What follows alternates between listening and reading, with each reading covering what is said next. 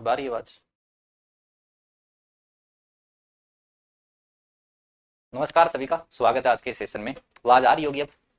भारतीय संविधान निर्माण के बारे में चर्चा हो रही थी अपनी, और संविधान निर्माण से संबंधित लगभग अपनी चीजें पढ़ी थी। क्या कुछ पढ़ा था, थोड़ा रिवीजन कर लेते हैं। देखो, सबसे पहले संविधान सभा का इतिहास देखा था, कब कब मांग की गई थी। फिर अपने संविधान सभा का चुनाव कब हुआ था, कितने मेंबर थे, मैंने आपको सारे मेंबर बताए थे, ठीक है। कितने सदस्य संख्या आपको अलग अलग समय पर याद रखनी है। फिर अपने देखा था संविधान से रिलेटेड कुछ और चीजें देखी थी, मेंबर कितनी महिलाएं थी, राजस्थान से कितने सदस्य थे, और उनकी शुरुआती जो बैठक है वो सारी चर्चा की थी। ये कुछ पढ़ा था।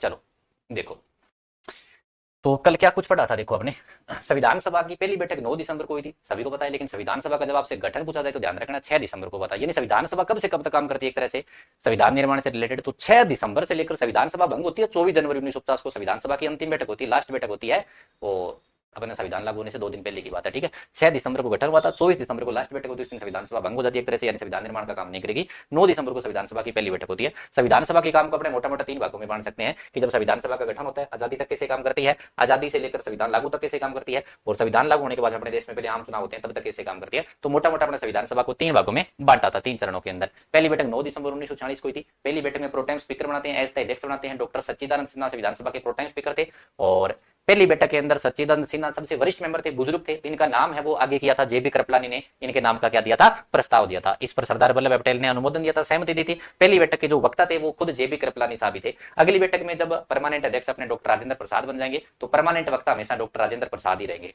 ओके, अनुमोदन यानी उस पर सहमति देना। ओके, तो प्रस्तावक और अनुमोदक दोनों याद रखना। जैसे अपने राष्ट्रपति के चुनाव में पढ़ते हैं प्रस्तावक और अनुमोदक पढ़ते हैं। पहली बैठक के वक्ता जेबी कृपलानी है। संविधान सभा के फर्स्ट उपाध्यक्ष उपसभापति फ्रैंक एंथोनी थे, ठीक है। पहली बैठक के फ्रैंक एंथोनी का नाम याद रखना है, नाम से पता चल रहा होगा, फ्रैंक एंथोनी नाम से पता चल रहा है, ईसाई धर्म से रिलेटेड।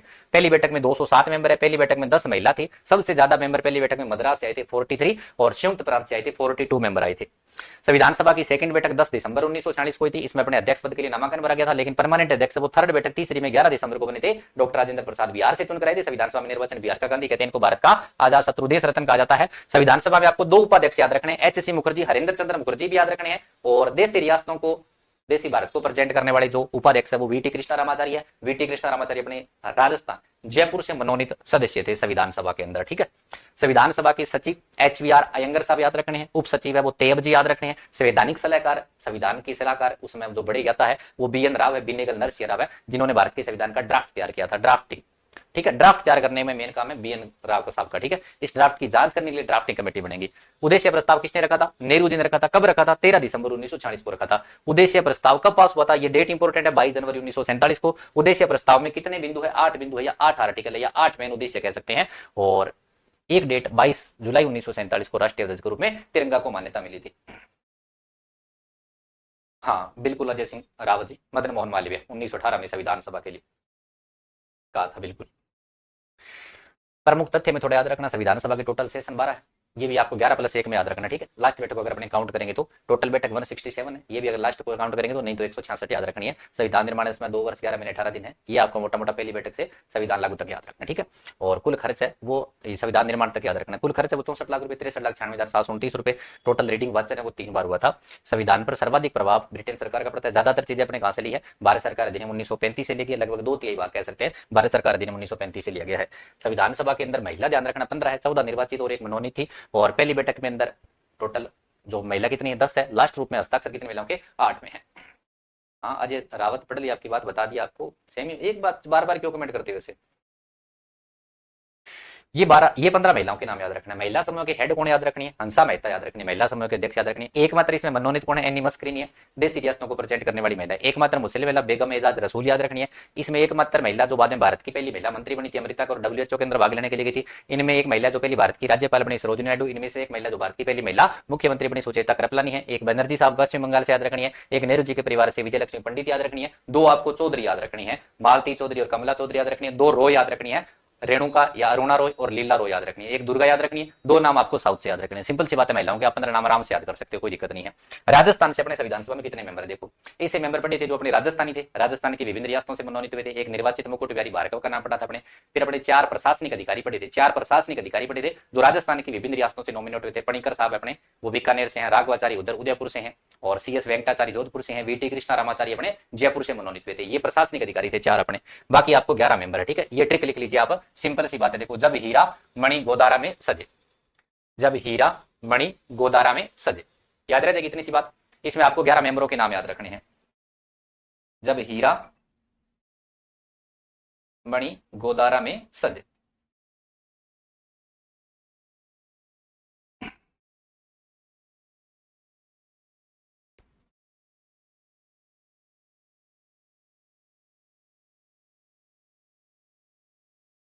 किसकी बढ़ाएं क्वालिटी भी सुना, वीडियो की क्वालिटी, बोलने की क्वालिटी, पढ़ाने की क्वालिटी, कौन सी क्वालिटी बढ़ाने का बोल रहे हो? दिखाई नहीं दे रही क्या वीडियो क्वालिटी? आपके ऑप्शन होता है बेटे, वहां पर आप है ना उसको बढ़ाओ, 760 या 720 कर लो उसको।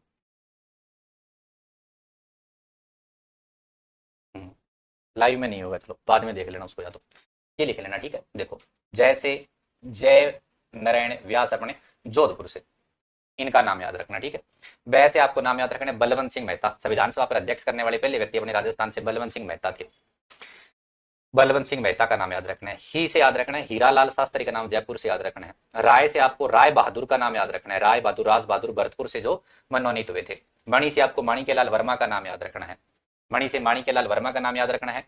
और गो से गोकुल असावा का नाम याद रखना है। दा से आपको दलेल सिंह का नाम याद रखना है। रा से आपको याद रखना है रामचंद्र उपाध्याय का नाम याद रखना है। मे से आपको मुकुट बिहारी भार्गव का नाम याद रखना है। और सै से आपको सरदार सिंह का नाम याद रखना है खेतड़ी से। और जय से आपको याद रखना है जसवंत सिंह का नाम याद रखना है। ये इतने नाम याद रखने हैं।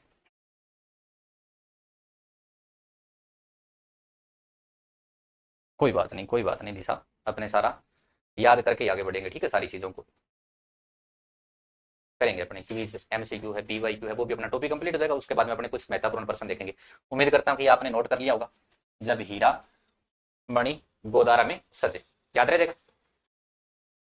एक पेज पे नोट कर लेना, ठीक है। अलग अलग नाम से क्या क्या बन रहे हैं वो सारी नोट कर लेना। 4 मेंबर तो सीधे याद रह जाएंगे। बीकानेर से पणिकर साहब, राघवाचार्य उदयपुर एकीकरण पढ़ते हो आप। VT कृष्णा रामाचार्य आपको जयपुर से याद रखने हैं। और CS वेंकटाचार्य जो अपने राजस्थान के CM भी बनते हैं मनोनीत सेकंड, वो जोधपुर से याद रखना है, ठीक है। ये मेंबर अपने कल देखे थे। VT कृष्णा रामाचार्य जयपुर, पणिकर साहब बीकानेर, राघवाचार्य उदयपुर, CS वेंकटाचार्य जोधपुर से, ठीक है। और VT कृष्णा रामाचार्य संविधान सभा के उपाध्यक्ष है। ये सारे लोग कौन से? प्रशासनिक अधिकारी है सारे लोग। और ये अपने सारे लोग पढ़ने ना, ये अपने सारे राजस्थान के हैं, ठीक है। ये राजस्थान के हैं। फिर अपने कुछ राजस्थान के लोग हैं जो अदर राज्य से आए थे। प्रभुदयाल हिमता बंगाल से आए थे। बनारसी दास झुंझुनवाला बिहार से आए थे। पदमपत सिंघानिया उत्तर प्रदेश से आए थे। ये 3 मेंबर के नाम भी याद रखना, ओके। चलो बढ़ते हैं आगे। देखो,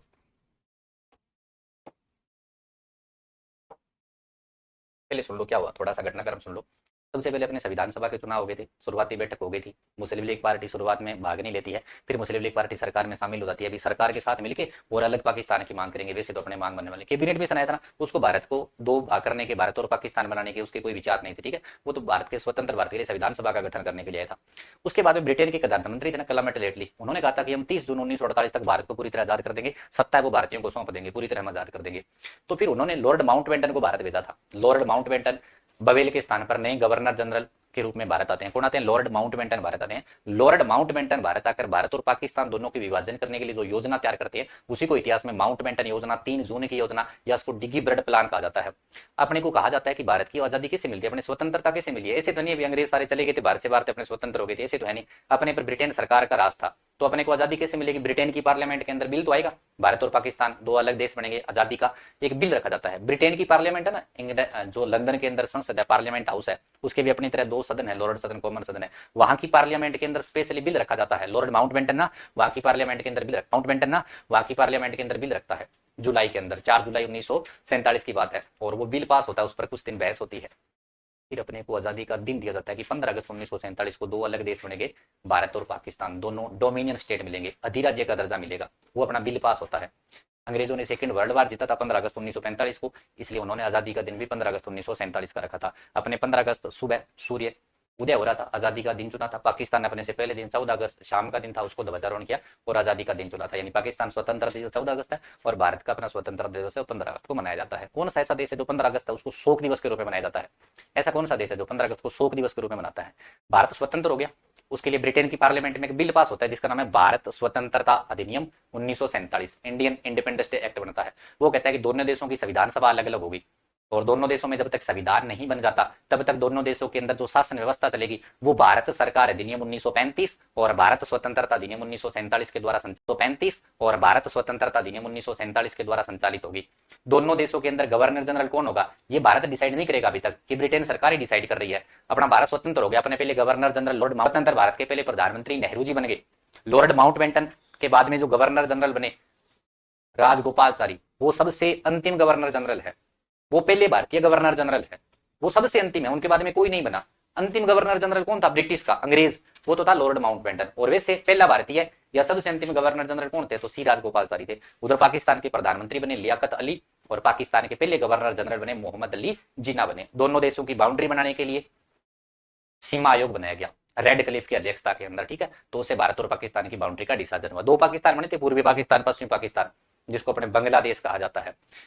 जो एरिया था वो बांटा गया और रियासतों को अधिकार दिया गया भारत या पाकिस्तान के अंदर शामिल होने का, या उनकी अगर जनसंख्या और उनकी इनकम अगर शर्त पूरी होती है तो वो अपने आप को एक अलग देश भी बना सकते हैं। ये रियासतों के पास में अधिकार था। 5 जुलाई 1947 को अपने रियासती विभाग की स्थापना हुई थी। गृह मंत्री अपने सरदार वल्लभ भाई पटेल थे और गृह मंत्रालय के सचिव थे वीपी मेनन साहब थे। वीपी मेनन साहब और सरदार वल्लभ भाई पटेल की मेहनत के कारण भारत का एकीकरण हो पाया, ज्यादातर रियासतों को भारत के अंदर शामिल किया गया, इसे अपने भारत का गठन हुआ था। तो मेरे कहने का मतलब है भारत और पाकिस्तान उन दोनों को 15 अगस्त 1947 को डोमिनियन स्टेट का दर्जा मिला था, अधिराज्य का दर्जा मिला था। अधिराज्य क्या होता है, आपने एक बात सुनी होगी कि 15 अगस्त को भारत पूरी तरह आजाद नहीं हुआ था, भारत को आधी आजादी मिली थी। आधी आजादी का मतलब क्या होता है, भारत पूरी तरह आजाद कब से माना जाता है, भारत पूरी तरह आजाद जब अपना संविधान लागू होता है ना, 26 जनवरी 1950 को। पूरी तरह आजादी, आधी आजादी का मतलब क्या होता है, 26 जनवरी 1950 है, इसको भारत राज्य बना था। भारत क्या बना था, एक राज्य बना था। 15 अगस्त 1947 को भारत क्या था, 15 अगस्त 1947 को भारत क्या था, अधिराज्य था। 15 अगस्त 1947 से पहले भारत क्या था, तो भारत एक औपनिवेशिक स्टेट होता था। भारत क्या होता था, एक औपनिवेशिक होता था। रुके नहीं है, क्लास सही चल रही है एकदम। ये नाम सुने क्या कभी, औपनिवेशिक, अधिराज्य। राज्य का मतलब क्या होता है। 15 अगस्त 1947 को भारत ने डोमिनियन स्टेट बना था, अधिराज्य बना था। देखो क्या होता है, वैसे अपने ज्यादा सब्जेक्ट के अंदर नहीं जाएंगे, राजनीति विज्ञान के अंदर देखो, जो देश अपने सारे काम देश के अंदर क्या करना है और मेरे को और देशों से क्या संबंध रखने हैं, जो देश अपने आंतरिक और बाहरी सारे निर्णय लेने के लिए स्वतंत्र होता है, जो सारे काम अपनी मर्जी से करता है, जो देश एक संपूर्ण प्रभुत्व संपन्न राष्ट्र होता है, जिस देश के पास में संप्रभुता होती है, सोवर्जिनिटी होती है, उसको राज्य कहा जाता है। यूएन ना, संयुक्त राष्ट्र संघ के जो देश मेंबर होते हैं तो वही देश मेंबर बन सकते हैं जो अपने आप में क्या होना चाहिए, राज्य होना चाहिए। अपने आप में क्या होना जरूरी है, राज्य। राज्य के 4 अंग होते हैं। राज्य का एक देखो क्या होते हैं, राज्य के 4 अंग होते हैं। अपना स्टेट किसको कहते हैं, स्टेट किसको कहते हैं अपने, देखो क्या होता है, थोड़ा सा नोट नहीं करना है। अपना मान लो ये भारत है, ऐसा भारत का एरिया था, ये भारत का कभी क्या हो गया अपना, ये एक क्षेत्रफल था, ये क्षेत्रफल था और इसके अंदर अपने बहुत सारे लोग रहते थे, तो इसके अंदर ये क्या होगी, जनसंख्या होगी। भारत का क्षेत्रफल था, जनसंख्या थी। ये ब्रिटेन था, एक शक्तिशाली था, और ये इधर आता है और इन लोगों का, इस क्षेत्रफल के एरियो का शोषण करता है। अपने यहाँ पर कोई भी कानून बनाना है तो अपनी मर्जी नहीं है, अपने उसके अंदर कोई भागीदारी नहीं है। इधर कानून बनता है ब्रिटेन की पार्लियामेंट के अंदर, इधर क्या होता है, लागू होती है। तो क्षेत्रफल और जनसंख्या ये दो ही चीज होती है, इसको कहा जाता है औपनिवेशिक राज्य, इसको कॉलोनी बोलते हैं, ठीक है। ये कॉलोनी है ब्रिटेन सरकार, वो इधर इस कॉलोनी का शोषण कर रही है, ठीक है। क्षेत्रफल और जनसंख्या होती है, उसको क्या कहा जाता है, उसको औपनिवेशिक स्टेट कहा जाता है। जब यहाँ पर शासन करने के लिए एक सरकार का गठन हो जाता है, यहाँ पर शासन करने के लिए क्या बन जाती है, सरकार बन जाती है। तो 15 अगस्त 1947 को अपने पास में एक स्वतंत्र सरकार बन गई थी। देश के पहले प्रधानमंत्री बन गए थे पंडित जवाहरलाल नेहरू जी, लेकिन सरकार के पास में पावर नहीं थी। सरकार सारी काम अपनी मर्जी से नहीं कर सकती थी। सरकार के पास में सोवर्जिनिटी नहीं थी, संप्रभुता नहीं थी सरकार के पास में। भारत अपने आंतरिक और बाहरी निर्णय सारे खुद डिसाइड नहीं कर सकता था। भारत का गवर्नर जनरल कौन बनेगा ये भारत डिसाइड नहीं कर सकता था, कि सरकार के पास में सोवर्जिनिटी नहीं थी। ये 3 अंग थे, इसको कहा जाता है अधिराज्य, इसको कहा जाता है डोमिनियन स्टेट कहा जाता है। और जब इस सरकार के पास में राज्य का चौथा अंग जुड़ जाता है, जिसको अपने बोलते हैं संप्रभुता, क्या बोलते हैं, संप्रभुता बोलते हैं, सोवर्जिनिटी, जो सरकार अपने आंतरिक और बाहरी सारी निर्णय खुद कर सके, जिस सरकार के पास में संप्रभुता होती है, ये 4 अंग होता है, इसको क्या कहा जाता है, इसको बोलते हैं राज्य। राज्य के कितने अंग होते हैं, ये 4 अंग होते हैं। ओके, समझ में आ गया शुभम, संबुदाल। राज्य का मतलब समझ में आ गया, राज्य का मतलब हरियाणा पंजाब राजस्थान की बात नहीं कर रहा, राज्य का मतलब देश राष्ट्र की बात कर रहा हूं। ये 4 चीज होनी चाहिए। आज मान लो तिब्बत है, तो तिब्बत चाइना के अंडर में काम करता है, अधीन काम करता है। तिब्बत एक देश जरूर है, लेकिन तिब्बत के पास में संप्रभुता नहीं है, गवर्नमेंट नहीं है, तो वो एक चीन की कॉलोनी है, चीन का एक औपनिवेशक है, तिब्बत है वो, कहने का मतलब, ठीक है। तो ये ध्यान रखना थोड़ा सा भी, राज्य क्या होता है। तो आपको आज के लिए हेडिंग लगा लो, आज के लिए आप हेडिंग लगा लो माउंटबेटन योजना। माउंटबेटन योजना, माउंटबेटन योजना, या इसको कहा जाता है 3 जून की योजना। 3 जून की योजना इसको कहा जाता है Dickie bird plan. Dickie bird plan कहा जाता है माउंटबेटन योजना, 3 जून की योजना, डिक्की ब्रेड प्लान।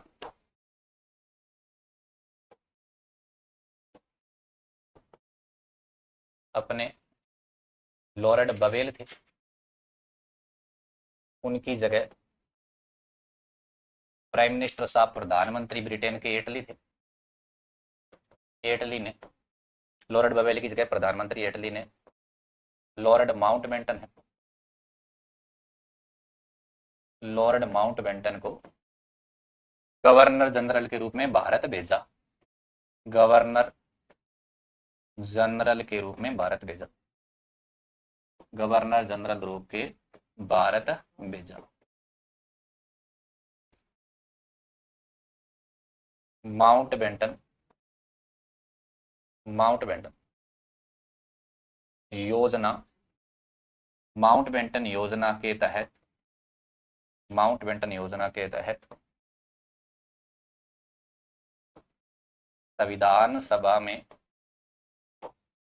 कितने मेंबर रहते हैं? अभी आप बताओ, कल मैंने आपको बताया था माउंटबेटन योजना के हिसाब से संविधान सभा में कितने मेंबर रहते हैं?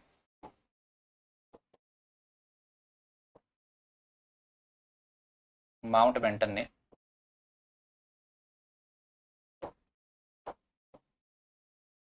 भारत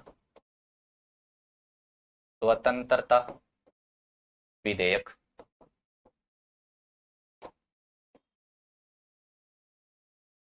ब्रिटिश संसद में रखा। भारत स्वतंत्रता विधेयक 1947 है, ठीक है। इसको ब्रिटेन की पार्लियामेंट में किसने पेश किया था? लॉर्ड माउंटबेटन ने पेश किया था भारत स्वतंत्रता विधेयक। हाँ 324, क्या बात है, बिल्कुल। माउंटबेटन योजना के तहत संविधान सभा में 324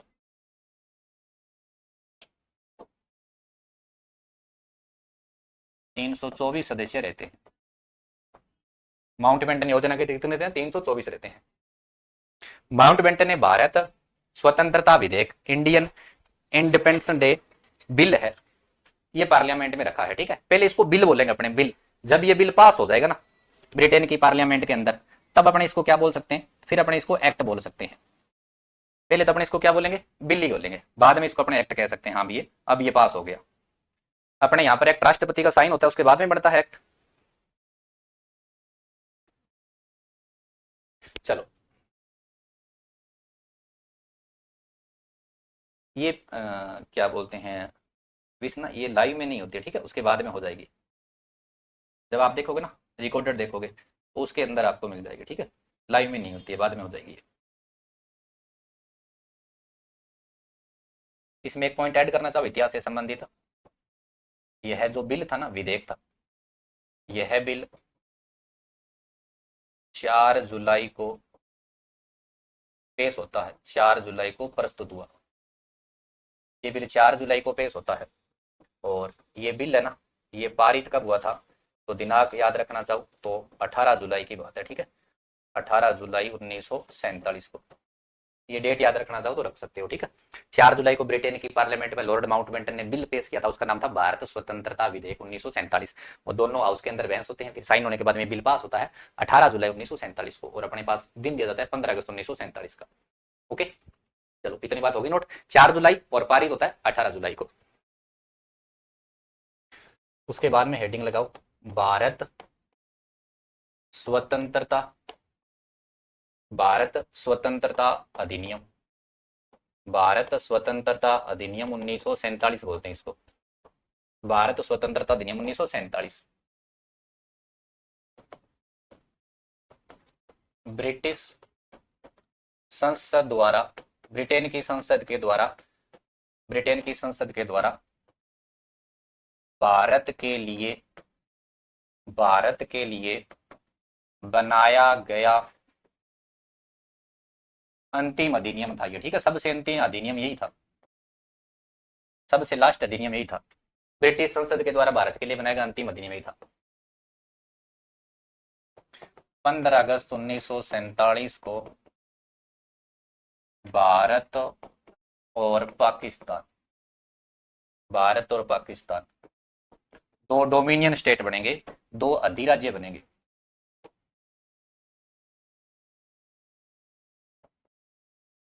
तो क्या बनेंगे? अधिराज्य बने।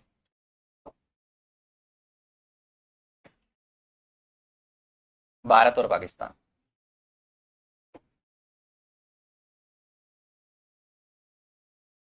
मैंने आपसे प्रश्न पूछा था कौन सा देश है जो 15 अगस्त को शोक दिवस के रूप में मनाता है? 15 अगस्त को।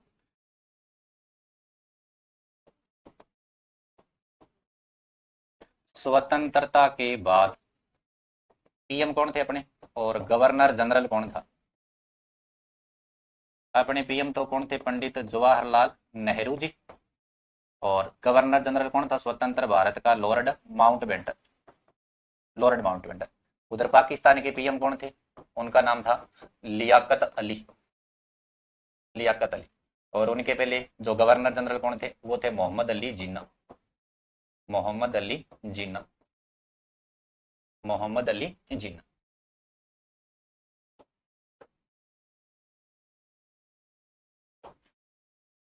भारत स्वतंत्रता अधिनियम में कहता है दोनों देशों की संविधान सभा अलग होगी। दोनों देशों की, दोनों देशों की संविधान सभा अलग अलग होगी। दोनों देशों की संविधान सभा अलग अलग होगी। दोनों देशों की संविधान सभा अलग अलग होगी। संविधान लागू तक, संविधान लागू होने तक, संविधान लागू होने तक, संविधान लागू होने तक भारत सरकार अधिनियम, दोनों देशों की संविधान सभा अलग अलग होगी और जब तक दोनों देशों का संविधान लागू होगा तब तक भारत सरकार अधिनियम 1935 और भारत स्वतंत्रता अधिनियम 1947 के द्वारा शासन किया जाएगा। ये पॉइंट मोस्ट इंपोर्टेंट लगा रहा हूं मैं, इस पॉइंट को इंपोर्टेंट नोट कर लेना। द्वारा शासन किया जाएगा, ये पॉइंट मोस्ट इंपोर्टेंट लगा लेना। अपने भारत के राष्ट्रपिता महात्मा गांधी जी है, उसी तरह बांग्लादेश है, उनके राष्ट्रपिता माने जाते हैं शेख मुजीबुर रहमान, जिनको बांग्लादेश बनाने में बहुत बड़ा योगदान माना जाता है। बांग्लादेश के पहले राष्ट्रपति शेख मुजीबुर रहमान है, उनकी हत्या कर दी थी 15 अगस्त के दिन, इसलिए बांग्लादेश 15 अगस्त को है वो शोक दिवस के रूप में मनाते हैं, क्योंकि 15 अगस्त के दिन शेख मुजीबुर रहमान की हत्या कर दी गई थी। ठीक है, ये लाइन इंपॉर्टेंट है। जब तक दोनों देशों का संविधान नहीं बन जाता तब तक दोनों देशों में व्यवस्था किस अधिनियम से चलेगी, कौन से एक्ट से चलेगी? तो भारत सरकार अधिनियम 1935 और भारत स्वतंत्रता अधिनियम 1947। इन दोनों, ये एक तरह से दोनों संविधान ही है, ठीक है, इन दोनों कानून से दोनों देशों की व्यवस्था चलेगी। ये लाइन बकायदा अपने संविधान के लास्ट आर्टिकल 395 में लिखी हुई है। ठीक है, तो ये मोस्ट इंपोर्टेंट याद रखना, दोनों चीजें। व्यवस्था 1935 और भारत स्वतंत्रता अधिनियम 1947 से संचालित होगी। चलिए, हो गया नोट इतनी बातें। अब लिखते हैं अपने प्रमुख समितियों से संबंधित बातें पढ़ते हैं। अपने संविधान निर्माण के लिए अलग अलग कार्य के लिए अलग अलग कमेटियां बनी थी, उसके बारे में पढ़ते हैं, अपने समितियों के बारे में।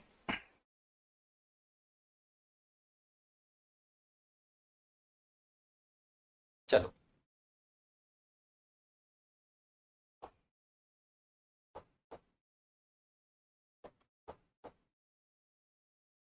समितियां।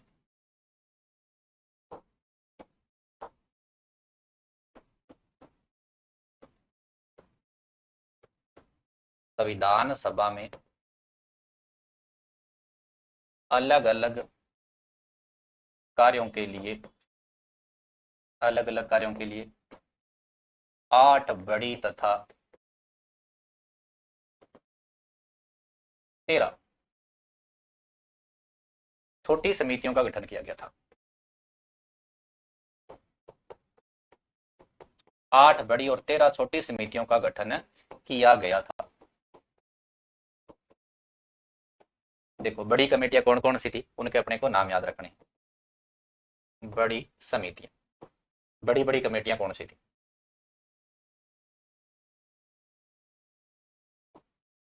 एक लिखो संघ संविधान समिति, संघ संविधान समिति, संघ या संघीय शक्ति समिति,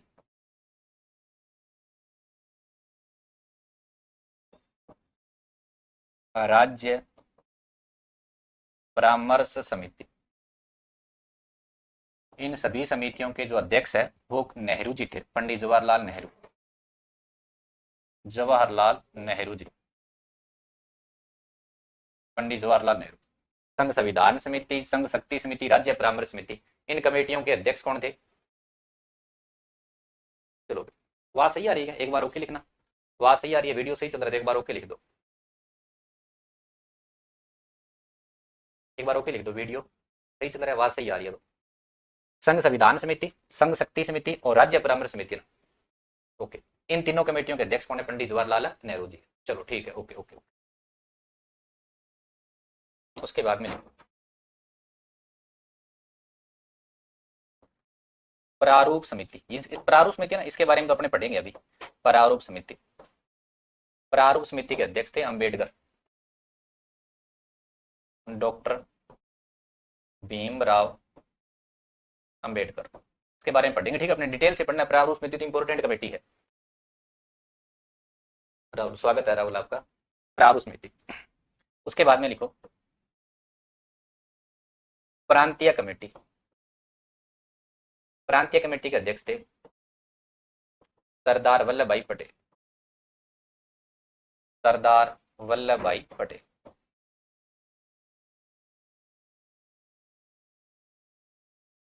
मोस्ट इंपोर्टेंट है मौलिक अधिकार। चलो मौलिक अधिकार नेक्स्ट स्लाइड पे लिखेंगे, इसकी दो अपने उप समितियां भी लिखनी है। कार्य समिति,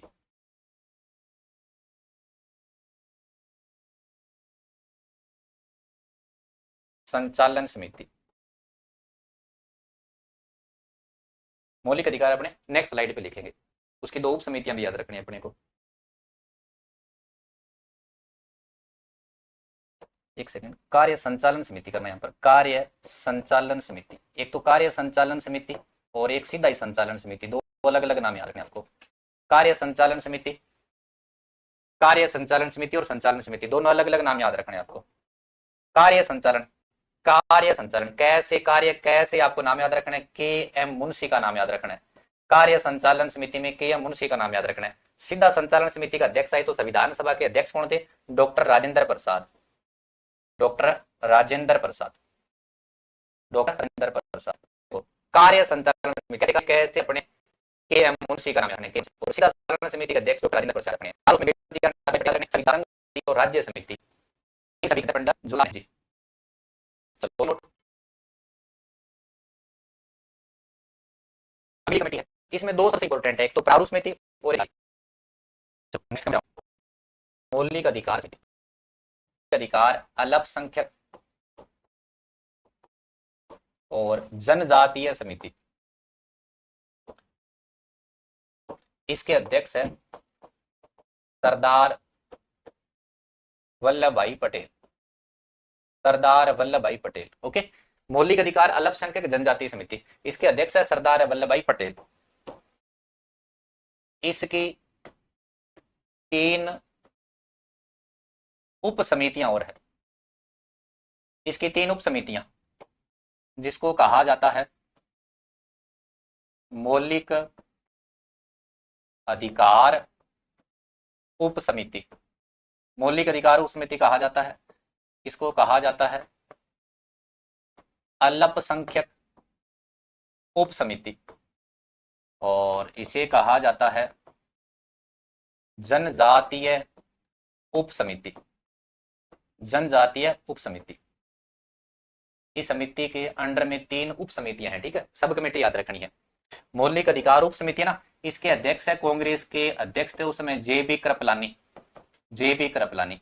अल्पसंख्यक उप कमेटी है, इसके अध्यक्ष थे, संविधान सभा के उपाध्यक्ष थे ना एच.सी. मुखर्जी, हरेंद्र चंद्र मुखर्जी, वो इसके थे। जनजातीय उप समिति ना, इसके अध्यक्ष थे अपने गोपीनाथ। अगर आपसे पूछे मौलिक अधिकार समिति के अध्यक्ष बताओ तो सरदार वल्लभ भाई पटेल। आपसे पूछे अल्पसंख्यक समिति के अध्यक्ष बताओ तो सरदार वल्लभ भाई पटेल। आपसे पूछे जनजातीय समिति के अध्यक्ष तो भी सरदार वल्लभ भाई पटेल है। इसके नीचे सब कमेटी और है। मौलिक अधिकार उप समिति के अध्यक्ष पूछे तो जेबी कृपलानी, अल्पसंख्यक उप समिति के अध्यक्ष पूछे तो एच.सी. मुखर्जी, और जनजातीय उप समिति के अध्यक्ष पूछे तो गोपीनाथ का नाम याद रखना है। तो ये 3 सब कमेटी याद रखनी है। संघ संविधान समिति, संघ शक्ति समिति, राज्यों की कमेटी के अध्यक्ष है खुद जवाहरलाल नेहरू जी। कार्य संचालन समिति के मुंशी और संचालन समिति के अध्यक्ष डॉक्टर राजेंद्र प्रसाद है। ड्राफ्टिंग कमेटी है जो अपने प्रारूप समिति है, वो सबसे मेन समिति है, और उसके अध्यक्ष है वो है डॉक्टर भीमराव अंबेडकर। वो सबसे अपनी मेन समिति है जो ड्राफ्टिंग कमेटी। वो संविधान का ड्राफ्ट किसने तैयार किया था, कल अपने चर्चा की थी। संविधान का ड्राफ्ट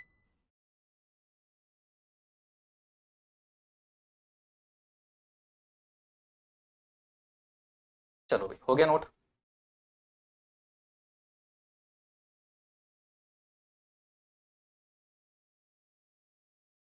चलो नेक्स्ट हेडिंग लगाओ, इंपोर्टेंट कमेटी लिखो, प्रारूप समिति। प्रारूप समिति इसे कहा जाता है पांडुलेखन समिति। पांडुलेख, इसी का नाम मिलता है कई जगह मसौदा समिति। मसौदा समिति, इसी का कई जगह नाम मिलता है ड्राफ्टिंग कमेटी।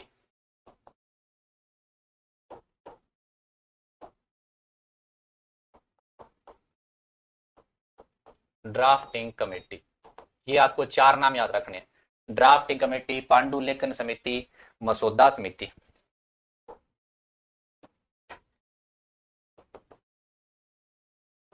बी.एन. राव के द्वारा, बी.एन. राव के द्वारा तैयार प्रारूप की जांच के लिए, प्रारूप की जांच के लिए,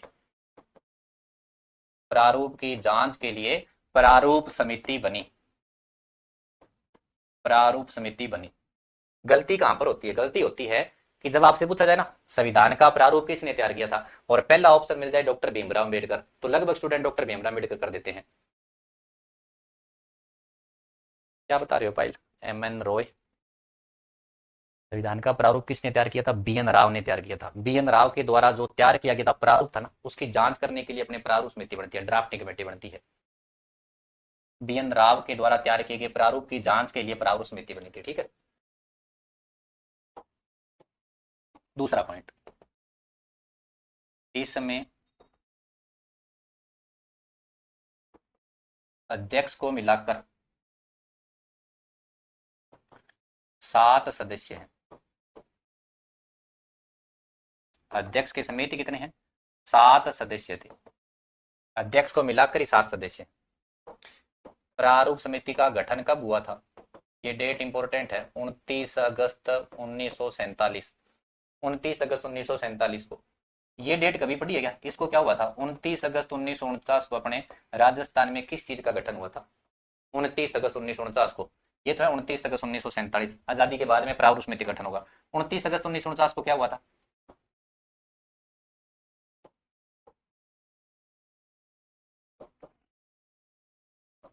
doctor Bhimrao Ambedkar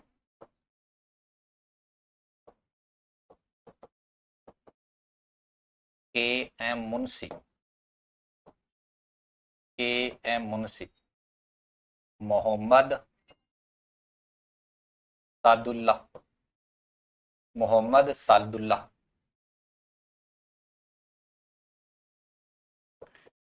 TT. Krishnamachari, हाँ अंबेडकर इसके अध्यक्ष थे।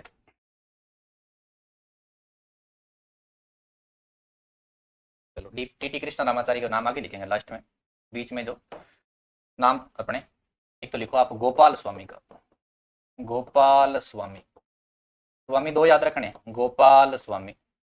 एक आपको याद रखना है कृष्णा स्वामी। गोपाल स्वामी कृष्णा स्वामी, गोपाल स्वामी कृष्णा स्वामी। एक ही नाम याद रखना है, डीपी खेतान। खेतान की पंक्ति आती थी ना, डीपी खेतान का नाम याद रखना है, डीपी खेतान। बीएल मित्तर, डीपी खेतान बीएल मित्तर, डीपी खेतान बीएल मित्तर, बीएल मित्तर, डीपी खेतान बीएल मित्तर, डीपी खेतान की हो जाएगी मृत्यु, डीपी खेतान की क्या हो जाएगी, मृत्यु हो जाएगी। तो इसकी जगह जो मेंबर बनेंगे शामिल, वो थे अपने T Krishna Ramachari, T Krishna Ramachari, T Krishna Ramachari. एक नाम का ही फर्क है, अगर वीटी कृष्णा रामाचारी है ना, वीटी कृष्णा रामाचारी है, फिर अपने जयपुर वाले मनोनीत हुए थे, वो वीटी कृष्णा रामाचारी संविधान सभा के जो उपाध्यक्ष थे, ये टी कृष्णा रामाचारी है। इस कमेटी से बीएल मित्तर साहब है ना, ये इस्तीफा दे देंगे, ये अपने त्याग पत्र देंगे। तो इसकी जगह नया सदस्य शामिल किया जाएगा, वो शामिल किया जाएगा N Madhav, N Madhav. Doctor Bhimrao Ambedkar है प्रारूप समिति के अध्यक्ष। अध्यक्ष सहित कितने लोग हैं, तो 7। अध्यक्ष रहित कितने हैं, 6। अध्यक्ष रहित, अध्यक्ष सहित बताया नहीं। 29 अगस्त 1949 को राजस्थान हाईकोर्ट पढ़ेंगे, राजस्थान हाईकोर्ट की स्थापना इसके पूरे 2 साल बाद में, 29 अगस्त 1949 को राजस्थान हाईकोर्ट। बीएल मित्तर है, इन्होंने इस्तीफा दे दिया, तो इसकी जगह संविधान सभा की प्रारूप समिति के अंदर शामिल हुए थे एन माधव। कौन शामिल हुए थे, एन माधव। डीपी खेतान की मृत्यु हो गई थी, तो डीपी खेतान की मृत्यु होने पर प्रारूप समिति के अंदर शामिल हुए थे टी कृष्णा रामाचारी, टी कृष्णा रामाचारी। 2 आपको याद रखने हैं स्वामी, कृष्णा स्वामी और गोपाल स्वामी, गोपाल स्वामी, गोपाल स्वामी आयगर पूरा नाम लिखना चाहो तो, कृष्णा अलादी कृष्णा स्वामी अय्यर पूरा नाम लिखना चाहो तो, अलादी कृष्णा स्वामी अय्यर, गोपाल स्वामी आयगर, गोपाल स्वामी आयगर, अलादी कृष्णा स्वामी अय्यर। प्रारूप समिति की पहली बैठक, प्रारूप समिति की प्रथम बैठक, प्रारूप समिति है इसकी पहली बैठक कब होगी, तो अगले दिन, गठन के अगले दिन इसकी पहली बैठक हुई। इसकी पहली बैठक हुई 30 अगस्त 1947 को। प्रारूप समिति की पहली बैठक है ना, इसके गठन के अगले दिन 30 अगस्त 1947 को हुई थी, 30 अगस्त 1947 को।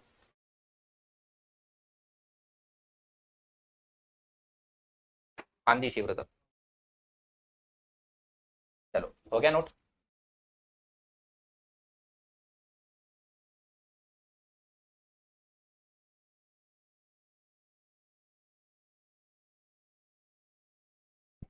चलो नेक्स्ट लिखिए,